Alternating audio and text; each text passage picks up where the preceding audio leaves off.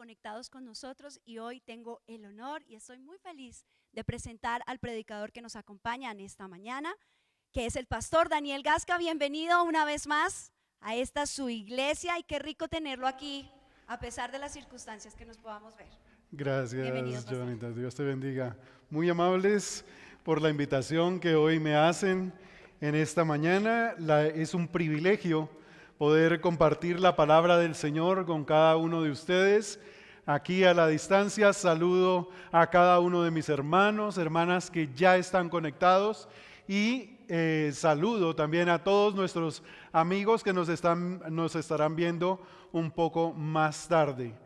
Quiero invitarles a que abramos nuestras Biblias en Nehemías capítulo 4. Libro de Nehemías, el capítulo 4, y vamos a estar mirando los versículos del 1 al 15. Nehemías capítulo 4, versículos 1 al 15. Por favor, abra allí la aplicación de su celular o tome su Biblia en su mano y vamos a estar mirando la palabra del Señor. Mire lo que dice la palabra de Dios. Cuando oyó Sanballat que nosotros edificábamos el muro, se enojó y se enfureció en gran manera e hizo escarnio de los judíos. Y habló delante de sus hermanos y del ejército de Samaria y dijo: ¿qué hacen estos débiles judíos? ¿Se les permitirá volver a ofrecer sus sacrificios? ¿Acabarán en un día? ¿Resucitarán de los montones del polvo las piedras que fueron quemadas? Y estaba junto a él Tobías amonita, el cual dijo: lo que ellos edifican del muro de piedra, si subiere una zorra, lo derribará. Oye, oh Dios nuestro, que somos objeto de su menosprecio, y vuelve el baldón de ellos sobre su cabeza, y entrégalos por despojo en la tierra de su cautiverio. No cubras su iniquidad, ni su pecado sea borrado delante de ti, porque se airaron contra los que edificaban. Edificamos pues el muro, y toda la muralla fue terminada hasta la mitad de su altura, porque el pueblo tuvo ánimo para trabajar. Pero aconteció que oyendo Sanballat y Tobías y los árabes, los amonitas y los de Asdod, que los muros de Jerusalén eran reparados, porque ya los portillos comenzaban a ser cerrados, se encolerizaron mucho y conspiraron todos a una para venir a atacar a Jerusalén y hacerle daño. Entonces oramos a nuestro Dios, y por causa de ellos pusimos guarda contra ellos de día y de noche. Y dijo Judá: las fuerzas de los acarreadores se han debilitado, y el escombro es mucho, y no podemos edificar el muro. Y nuestros enemigos dijeron: no sepan ni vean hasta que entremos en medio de ellos y los matemos, y hagamos cesar la obra. Pero sucedió que cuando venían los judíos que habitaban entre ellos, nos decían hasta 10 veces: de todos los lugares de donde volviereis, ellos caerán sobre vosotros. Entonces, por las partes bajas del lugar, detrás del muro y en los sitios abiertos, puse al pueblo por familias con sus espadas, con sus lanzas y con sus arcos.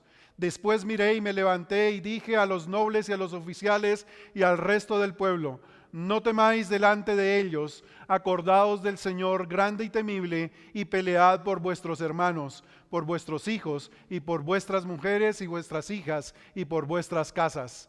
Y cuando oyeron nuestros enemigos que lo habíamos entendido, y que Dios había desbaratado el consejo de ellos, nos volvimos todos al muro, cada uno a su tarea. Vamos a orar pidiéndole al Señor que traiga sabiduría a cada uno de nosotros en este día. Vamos a pedirle que sea su Espíritu Santo enseñándonos sobre lo que Él quiere suplir la necesidad de cada uno de nosotros. Padre, te damos gracias porque tú eres bueno y para siempre es tu misericordia. Señor, en esta mañana estamos delante de tu palabra, pero no vamos a ella en nuestra capacidad, sino en la dependencia de tu Espíritu Santo, que nos enseñe en esta hora quién eres tú y la sabiduría que tú has dejado para vivir cada día. Te lo pedimos en Cristo Jesús, nuestro Señor y Salvador. Amén y amén. En esta mañana quiero mirar 5 enemigos de la visión y del propósito que Dios tiene con tu vida. Debemos entender que así como Nehemías fue propuesto, fue escogido, fue llamado para una misión específica, de la misma manera Dios nos ha diseñado a cada uno de nosotros de manera específica, individual, con habilidades propias que Él ha diseñado para que cumplamos un propósito que Él ha tenido en su mente y en su corazón, inclusive desde antes que Él fundase el mundo.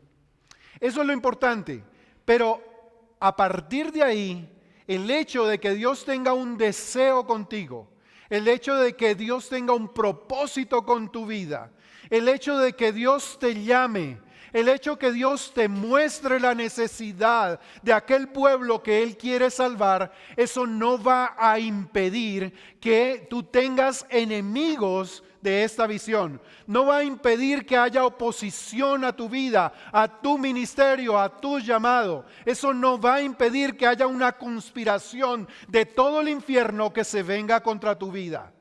Por eso es necesario identificar lo que el enemigo está haciendo con cada uno de nosotros, con la iglesia, con el pueblo de Dios, dentro de este gran proyecto que se llama el reino de Dios, en el cual estamos todos involucrados, y entonces nosotros debemos entender cómo luchar frente a ello. Nehemías nos muestra varios aspectos de ese llamado y esos enemigos que tenemos al frente nuestro. El primero que encontramos lo vamos a mirar en el versículo 2. Dice que cuando se enteró Sanballat es la figura de este enemigo que es muy fuerte. Cuando lo oyó Sanballat, habló delante de sus hermanos y de todo el ejército de Samaria y dijo: ¿qué hacen estos débiles, flacos, hambrientos judíos? ¿Qué es lo que hacen y se les permitirá volver a ofrecer sacrificios? ¿Acabarán en un día? ¿Resucitarán de los montones del polvo las piedras que fueron quemadas? Sanballat es la figura del primer enemigo que todos nosotros tenemos y todos hemos sido víctimas de él. Se llama el menosprecio, la desvalorización, el desconocimiento, el colocarnos por objeto de burla. Y es el primer enemigo en el cual tú vas a enfrentar. Sanballat es ese enemigo que viene a decirle a los demás: mire este pobre que yo conocía, metido, hundido en el pecado, en el vicio, en la maldad, y ahora se siente un hijo santo de Dios. Quiero decirte, sí, tú eres un hijo, una hija de Dios. No importa tu pasado. Nehemías era un esclavo. Nehemías era alguien que servía la copa de vino delante del rey. Nehemías era un desplazado de su tierra. Nehemías era alguien que no tenía la posibilidad allí, porque ya era tal vez un hombre mayor, de cumplir un propósito de Dios. Pero Dios, allí donde él estaba, en la situación que él estaba, a la edad que él tenía, no importando el trabajo que él estaba haciendo, Dios lo llamó allí. Dios llegó allí, y cuando llegó su hermano y cuando llegaron los varones de Judá, él les dijo: ¿cómo está Jerusalén? ¿Cómo están los que fueron liberados de la cautividad? Y le dijeron: están en ruina, están en calamidad, están en pobreza. Todos somos víctimas de la ofensa y del menosprecio de Sanballat, de los árabes, de los amonitas, de los de Asdod y de todo el pueblo y el ejército de Samaria. ¿De cuántos tú has sido víctima del menosprecio? Es probable que hoy tú estés siendo víctima de ese menosprecio. Pero quiero decirte que cualquier palabra que se levante contra ti para desvalorizar lo que tú estás haciendo, cualquier palabra que se levante contra ti para desconocer el ministerio y el llamado que Dios quiere hacer contigo, cualquier palabra que se levante contra ti para desconocer el propósito de Dios en tu vida, es como si se la estuvieran arrojando a la misma cara de Dios. Eso es lo que quiere decir. Eso es lo que quiere decir aquí la palabra del Señor cuando Nehemías llega y le dice: Señor, oye lo que ellos están diciendo de nosotros. Porque no es contra ti, contra quien están luchando. No es a ti a quien están menospreciando. No es a tu ministerio al que están menospreciando. Es al mismo Dios que te llamó, a la misma voluntad de Dios, a los mismos planes de Dios, al mismo reino de Dios. Es a quien están despreciando. Oye, oh Señor, y devuélvele la ofensa sobre su cabeza. Pero si tal vez uno de ustedes que me están escuchando hoy, usted utiliza esa arma para dañar a alguien, tenga mucho cuidado. Tenga mucho cuidado, porque el menosprecio no es simplemente una burla que pasó y quedó olvidada. El menosprecio no es simplemente algo pasajero que nos burlamos de alguien más. Es tan cuidadoso que tu pecado nunca puede ser borrado. Si alguien que es objeto de menosprecio ora a Dios y le dice: oye Señor, el menosprecio del cual soy víctima, del cual soy objeto, nunca borres su pecado, ten cuidado de que ese pecado no sea borrado de tu vida. Así de graves son las cosas, pero así es la defensa que tú tienes en tu vida delante del Dios que te está llamando. El Dios que te llama te dice: si alguien te ofende, si alguien te menosprecia, si alguien te desvaloriza, es como si lo estuvieras haciendo a mí mismo, el creador de los cielos, Dios grande, fuerte y temible. Porque la solución no está en la defensa que tú hagas, no está en las palabras con las que tú te devuelvas, no está en la actitud que tú tomes frente a tus enemigos. La solución está en cuál es el Dios en el cual tú estás creyendo y el Dios que te está defendiendo. Nehemías lo conocía muy bien.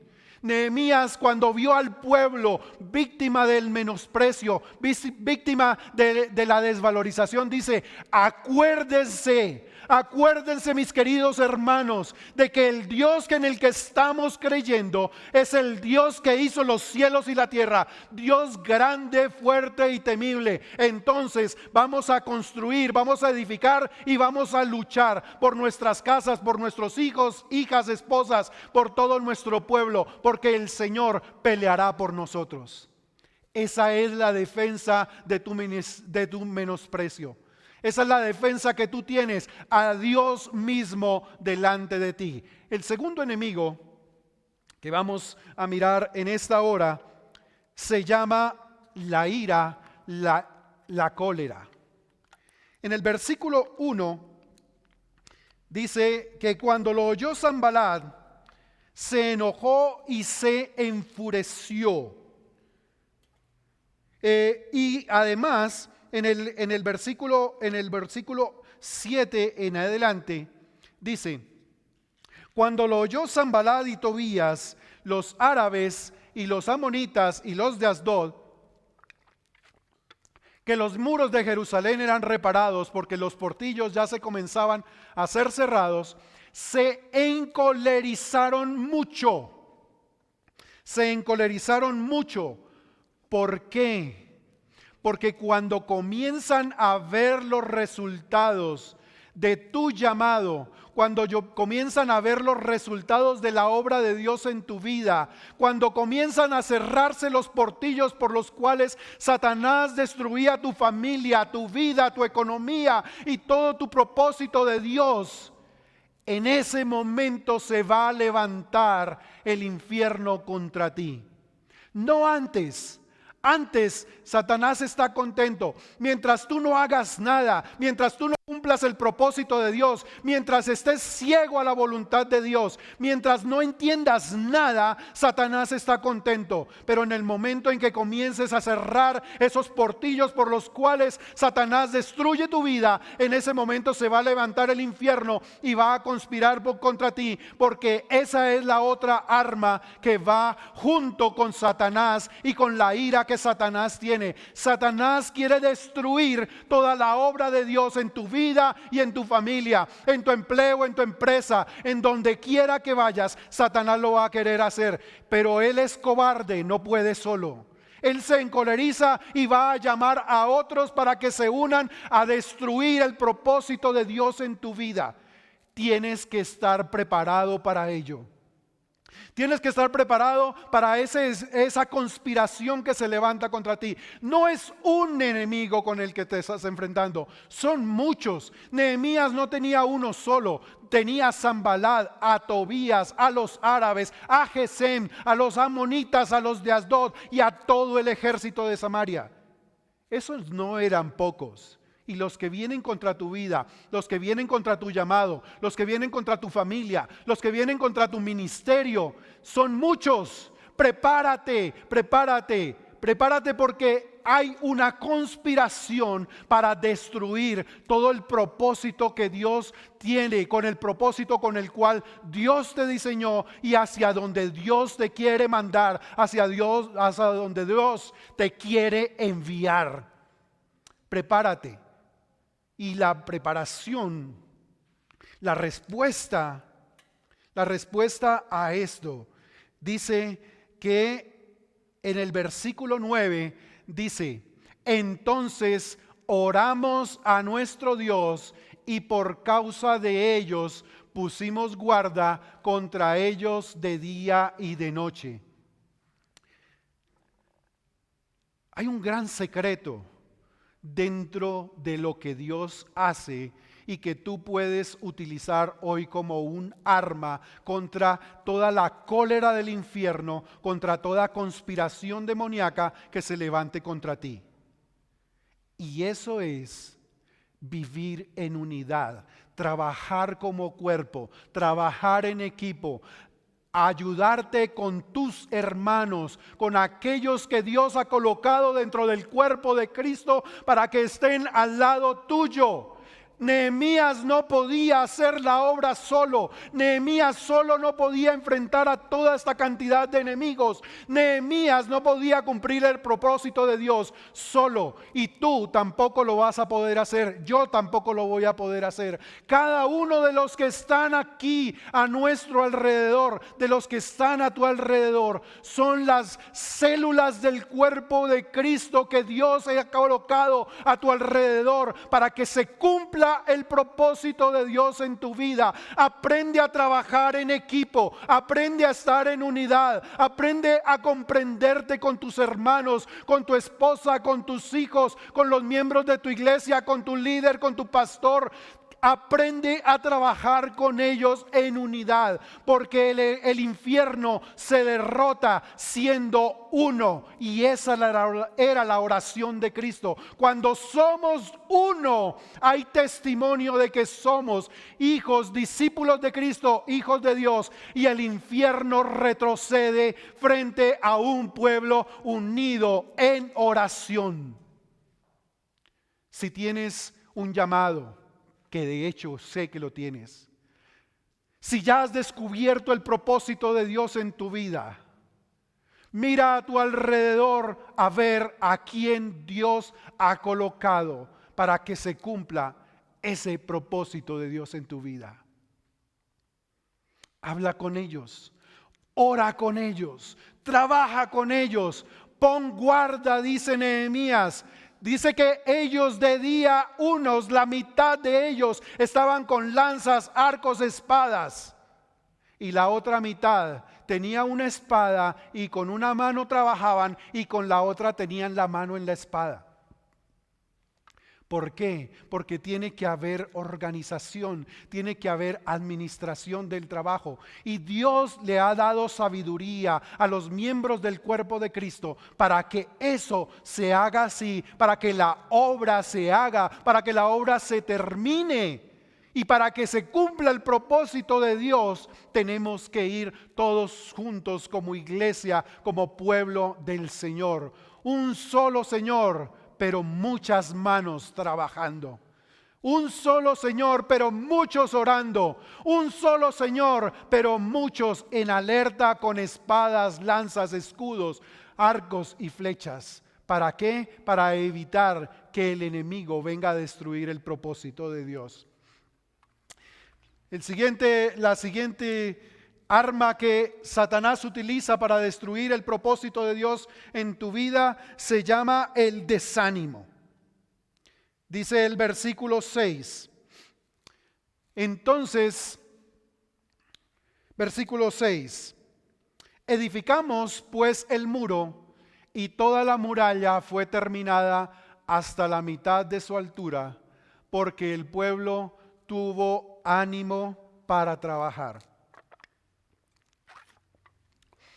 Hay muchas cosas que pueden causar desánimo en nuestra vida y tenemos que conocerlas para saber cómo enfrentarlas y cómo seguir adelante.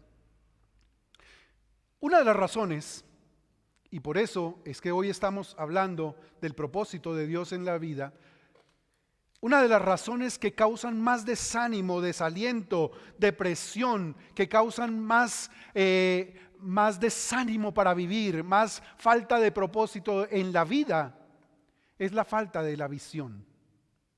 No tener un propósito, no tener claro cuál es la voluntad de Dios para mi vida, me quita las fuerzas. Por eso yo te invito, si aún no tienes claro ¿cuál es el propósito de Dios en tu vida? ¿Cuál es el llamado que Dios está haciendo? ¿Qué es lo que Dios quiere hacer contigo? Pídele a Dios. Pídele a Dios que te revele. ¿Y sabes qué? Así como lo hizo con Moisés, así como lo hizo con Nehemías, quiero decirte que Dios te va a mostrar un pueblo en aflicción, alguien en necesidad, una viuda desamparada, un huérfano abandonado, un extranjero desplazado, aquel que está en calamidad, en miseria, en ruina. Dios te lo va a mostrar y te va a decir: yo necesito salvar a este pueblo y te necesito a ti. ¿Quieres una visión? El Señor te va a mostrar un pueblo en necesidad. ¿Quieres descubrir el propósito en tu vida? Dios te va a mostrar un pueblo que clama. Porque cuando Dios quiere descender a salvar, lo primero que dice es: yo he oído el clamor de los hijos de Israel bajo el látigo de Faraón. Yo estoy viendo cómo es su aflicción. Y el Dios en el cual estamos hablando es el Dios que ve y el Dios que oye. Pero ¿sabes por qué muchas veces no tenemos un propósito, una visión en nuestra vida? Porque no estamos viendo lo que Dios ve, porque no estamos oyendo lo que Dios oye. No vemos la aflicción de los demás, no escuchamos el clamor de aquel que está pidiendo liberación. Pero cuando tú dices: Señor, yo quiero hacer tu voluntad, el Señor te va a decir: oye lo que ellos están diciendo. Mira la aflicción de este pueblo. Escucha su clamor y yo te voy a enviar para que tú liberes. ¿Necesita Dios de ti? ¿Necesita Dios de mí? Absolutamente no, porque Él es Dios poderoso, grande, fuerte y temible. No necesita. Pero ha querido invitarnos a su proyecto de salvación. Ha querido a que seamos parte del desarrollo del propósito del reino de Dios. Entonces, cuando Dios quiere salvar, va a llamar a gente común y corriente como tú y como yo. Entonces, en esta hora, hoy quiero ministrar tu corazón para que sientas lo que Dios siente. Para que tus oídos oigan lo que Dios oye, para que tus ojos vean lo que Dios ve. Ahí está el propósito de Dios. Ahí está la visión que Dios te quiere dar. Ahí está la respuesta que estás buscando en oración cuando dices: Señor, quiero hacer tu voluntad. Aquí estoy, heme aquí, envíame a mí. La otra cosa que te va a causar desánimo es el tamaño de la obra. La obra es grande. Siempre le he dicho a la iglesia que el reino de los cielos tiene de todo, pero siempre le faltará una cosa. El reino de Dios es rico y abundante en todas las cosas que te imagines, pero al reino de Dios le falta una cosa: tú. El reino de Dios está esperando que tú entres al propósito de Dios, porque la cosecha es abundante, la mies es mucha, pero los obreros siempre serán pocos. Entonces hoy te estoy invitando a que entres en la empresa más grande del universo, que se llama el reino de los cielos. Hoy te estoy diciendo, allí no hay desempleo, allí no te despiden, allí no se cancela tu contrato, allí serás contratado por toda la eternidad y siempre tendrás trabajo dentro del reino del Señor, porque siempre habrá necesidad de obreros, de buenos obreros, que sientan, que se apasionen, que tengan la misericordia, que tengan un corazón pastoral, que tengan un corazón de cuidado por aquel que está en aflicción, por aquel que está en miseria, calamidad y está clamando por liberación y salvación a Dios. El reino de Dios siempre necesitará a alguien como tú. Siempre estará llamando a alguien como tú. La única dificultad que tiene el reino de los cielos es que tú digas que no. La mayor dificultad que tiene el reino de los cielos es que tú digas: envía a otro. La mayor dificultad es que tú digas: yo voy a dar mis diezmos y ofrendas, pero que el trabajo lo haga el pastor. Yo voy a dar mis diezmos y ofrendas, pero que lo hagan los líderes de la iglesia. Yo voy a dar mis ofrendas, pero que vayan los misioneros a otro lugar. Ese es el peor problema, es la peor dificultad. El más grande enemigo del reino de los cielos es una actitud que diga: envía a otro. Moisés se lo dijo a Dios y Dios se enojó. ¿Tú quieres tener a Dios en contra tuya, enojado contra ti? Dile que envíe a otro. Dile que tú no vas a hacer lo que Él te está mostrando. Y Él se va a enojar contigo. Y la verdad, yo no quiero tener a Dios enojado en contra mía. En el último punto, quiero decirles que el otro enemigo está en los versículos 9, 10 y 11. Dice así: entonces oramos a Dios y por causa de ellos pusimos guarda contra ellos de día y de noche. Y dijo Judá: las fuerzas de los acarreadores se han debilitado y el escombro es mucho y no podemos edificar el muro. Y nuestros enemigos dijeron: no sepan ni vean hasta que entremos en medio de ellos y los matemos y hagamos cesar la obra. Otro gran enemigo que el diablo va a utilizar es tu cansancio físico. Porque él sabe que si te metes en el trabajo, en una obra grande del reino de Dios, un punto muy vulnerable es nuestra limitación física, nuestras fuerzas físicas, el cansancio. Y Satanás va a utilizar tu debilidad para hacer cesar la obra. Hay muchas cosas débiles, pero recuerda que estamos construyendo los muros de Jerusalén. Muros derribados, piedras quemadas al fuego, por donde el enemigo puede entrar en cualquier momento y por cualquier lugar. Bueno, uno de esos lugares, una de esas debilidades, uno de esos muros derribados es la debilidad física, el cansancio.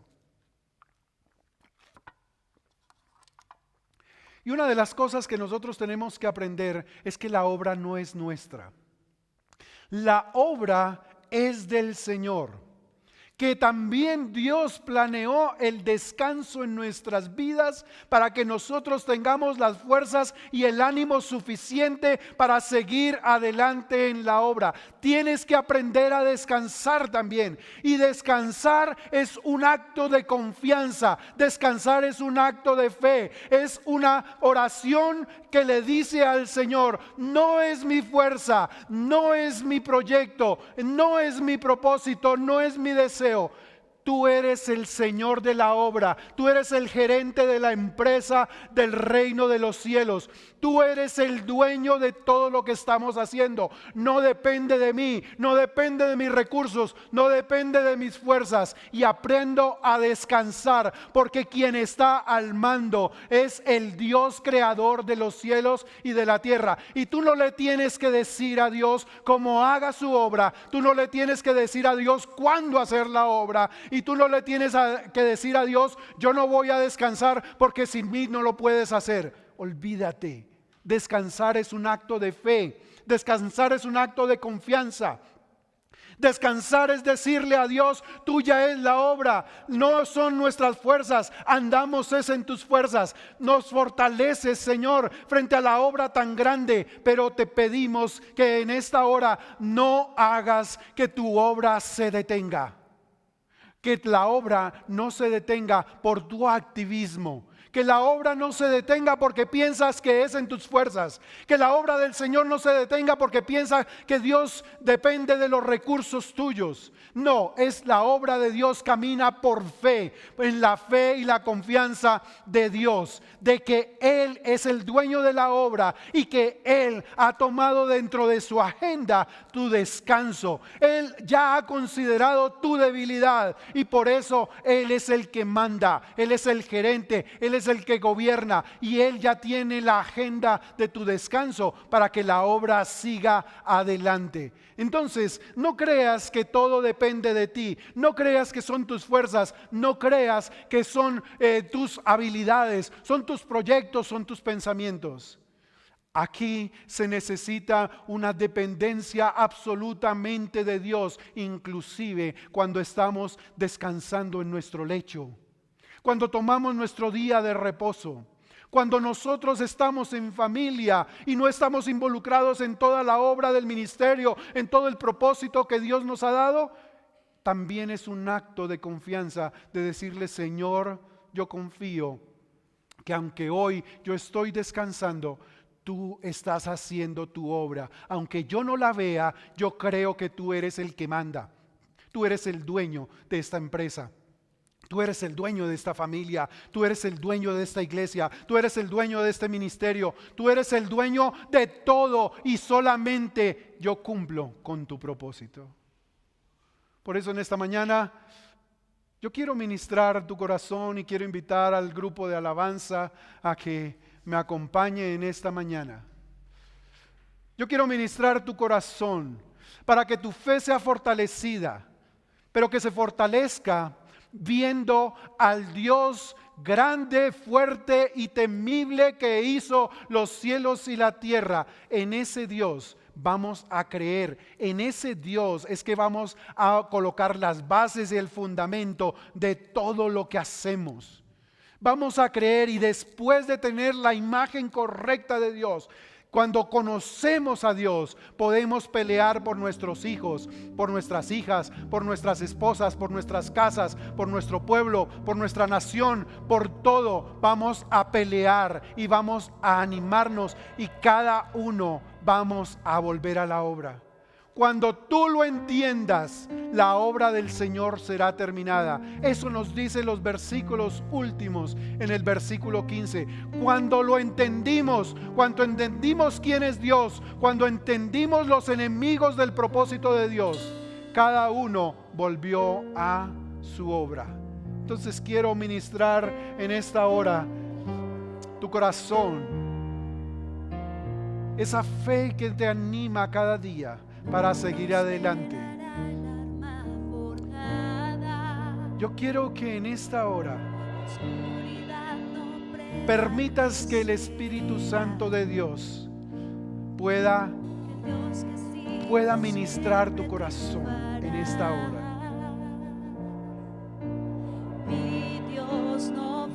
Yo quiero ministrar tus ojos.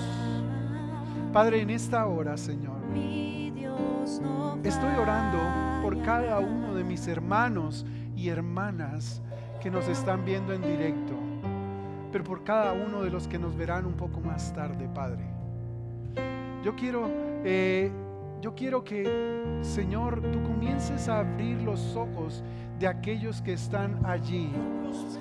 Sí, queremos ver lo que tú ves, Señor. Queremos ver cómo tú ves la aflicción de este pueblo en calamidad. Padre, abre nuestros oídos para escuchar el clamor de los que están en aflicción. Queremos sentir con el corazón lo que tú sientes. Queremos oír con nuestros oídos lo que tú oyes. Queremos ver con nuestros ojos lo que tú ves, Señor. Padre, toma a cada uno de los que hoy están inclinando su cabeza delante de ti porque quieren descubrir un propósito para su vida, Señor. No permitas que ese propósito se destruya por los enemigos de la visión. Padre, yo ministro a ese joven, a ese adolescente que considera que está perdido en la vida, que no tiene sentido en la vida, que está probablemente cortándose hoy inmerso en las drogas, en el vicio, en el alcohol, en el sexo promiscuo. Señor, yo lo ministro, Padre, en esta hora para que su corazón sea lleno de tu visión, lleno de propósito, lleno de un llamado, Señor. Por favor, toma a nuestros jóvenes, toma a nuestros adolescentes, Padre, toma al empresario, toma al empleado, Señor, toma al ama de casa, toma a la ejecutiva, Señor, de aquella empresa, Padre, y dale una nueva visión, Padre Celestial, de lo que tú estás viendo, del proyecto de salvación al cual tú nos estás llamando, Señor. Somos nosotros. Gracias por hacernos parte de tu reino. Gracias por hacernos parte de tu llamado, Señor. Yo te ruego que en esta hora nos des la fe necesaria para que nuestro corazón sea firme como una roca, Señor, pero sensible a tu espíritu. Firme como la roca eterna de los siglos, pero sensible a la voz de tu palabra, Señor. Yo te ruego, Padre Celestial, en esta hora que tú hables a cada uno de nosotros, oh Dios.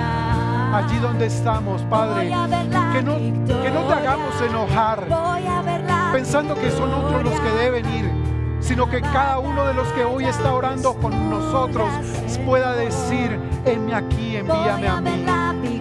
Señor, si no hay sabiduría en mi vida para trabajar en equipo, si no hay sabiduría para trabajar con mis hermanos, con mi líder, con mi pastor, te ruego, Señor, que traigas sabiduría a mi corazón para tener, Señor, la habilidad de trabajar juntos en unidad, Padre. Haznos uno conforme era la oración de tu Hijo Jesús por cada uno de nosotros. Padre, ministra el corazón de cada uno en esta hora, Padre Celestial. Yo te lo ruego en el dulce nombre de nuestro Señor y Salvador Jesucristo, para quien es toda honra, para quien es toda gloria y alabanza por los siglos de los siglos. Amén y amén. Bueno, mis queridos hermanos, si esta palabra ha sido de bendición, de alimento para tu vida, y conoces a alguien que esta palabra puede transformar, puede salvar, por favor compártelo compártelo, porque esto puede transformar vidas, transformar familias y transformar a una nación y al mundo entero.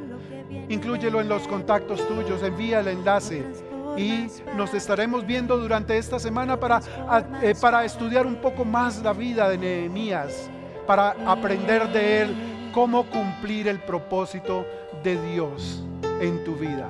Dios te bendiga. Tu pastor y amigo Daniel Gasca.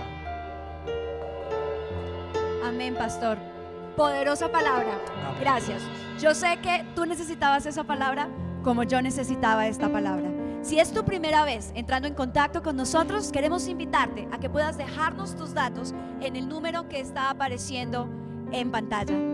Igualmente, si es la primera vez que tú recibes este mensaje y sientes que ha tocado tu corazón, queremos invitarte a que hagas la oración de fe con nosotros. Y quiero aprovechar hoy que estoy en compañía del pastor Daniel para que tú nos expliques qué es la oración de fe y juntos vamos a orar con todas aquellas personas que por primera vez lo hacen. Bien, gracias. La oración de fe es la primera oración que sale de tu corazón. Es el primer clamor que haces a Dios y le dices: Padre que estás en los cielos. Si tú quieres, puedes hacerla junto con nosotros y vamos a confesarle que nosotros hemos estado alejados de Él. Vamos a confesarle nuestro pecado. Vamos a pedir su misericordia sobre nosotros, que nos llene de su Espíritu Santo, nos dé la salvación y la vida eterna. Eso es la oración de fe. Entonces, ¿lo hacemos? Amén. Vamos juntos. Voy a invitarte que allí donde estás, en un acto de humildad, inclines tu cabeza para reconocer que por encima tuyo está Dios. Y te voy a pedir que también, por favor, cierres tus ojos, porque las cosas espirituales no se ven. Y debes pedir que Dios te muestre con el corazón esas cosas espirituales, la salvación. Vamos a orar. Padre Celestial, te doy gracias, porque en esta hora tú me has hecho entender que tienes un propósito con mi vida. Pero lamento profundamente todo el tiempo que he estado lejos de ti. Me arrepiento de todos mis pecados y de toda la rebelión que hay en mi corazón. Te pido perdón. Reconozco que Jesucristo, tu Hijo amado, es el único camino, la única manera como yo puedo ser perdonado. Es en tu misericordia como mi pecado puede ser borrado y mi maldad echada al fondo del mar. Te pido que me limpies en esta hora y me des tu Espíritu Santo para que viva en mí y el regalo de la vida eterna. Amén y amén. Amén. Gracias, Pastor Daniel. Y una vez más, no olviden dejar sus datos en el número telefónico que aparece en pantalla. Hoy quiero recordarles que nos estamos acercando a nuestro tiempo de ayuno. 6 días de ayuno oficiales para nuestra iglesia. Y quiero pedirle a alguien de los que están acá que me recuerden si es el 22 o el 24. ¿El 24? Del 24 de junio vamos a empezar el ayuno. Y vamos a tener una programación para que tú puedas conectarte a diario como iglesia, pero también para que juntos podamos conectarnos con el Padre Celestial. Queremos también agradecerte por todas las donaciones que hemos recibido. Gracias a tu ayuda, hemos podido llegar a poblaciones necesitadas. Hemos donado dinero para pagar los servicios y hemos donado mercados para aquellos quienes lo necesitan. Así que si tú tienes la oportunidad, no olvides de donar también al número de cuenta que aparece en pantalla. Esto ha sido todo por hoy. Una vez más, Pastor Daniel, me siento feliz de haberte tenido con nosotros esta mañana. A todo el equipo que nos acompaña, gracias. Y a ustedes, no se les olvide porque nos vemos pronto aquí en MPC Adora en Casa. Chao, chao.